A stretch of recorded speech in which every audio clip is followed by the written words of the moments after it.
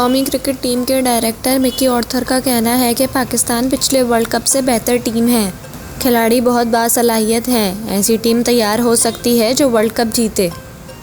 Mickey Arthur ने कहा कि पाकिस्तान क्रिकेट टीम के खिलाड़ी काफ़ी पुरएतमाद हैं। न्यूजीलैंड के खिलाफ T20 सीरीज़ में पाकिस्तानी टीम की कारकर्दगी इत्मीनान बख्श नहीं थी, लेकिन वनडे सीरीज़ में अच्छी कारकर्दगी पेश की। मिकी आर्थर का कहना था कि बाबर आजम की खेल से मुताल्लिक हिकमत अमली बेहतर से बेहतर हो रही है। वो अपनी बैटिंग को भी मजबूत कर रहा है। वर्ल्ड कप की टीम में सरफराज अहमद की शमूलियत वाज़ेह नहीं। बहुत से खिलाड़ी वर्ल्ड कप के लिए तैयारी कर रहे हैं। डायरेक्टर पाकिस्तान क्रिकेट टीम ने कहा कि टेस्ट टीम के साथ बहुत ज़्यादा काम करने की ज़रूरत है। पाकिस्तान क्रिकेट से मुताल्लिक मेरे पास कई मंसूबे हैं। नजम सेठी और मेरे ताल्लुकात हमेशा अच्छे रहे हैं। अगर नजम सेठी ना होते तो मैं टीम डायरेक्टर भी ना होता।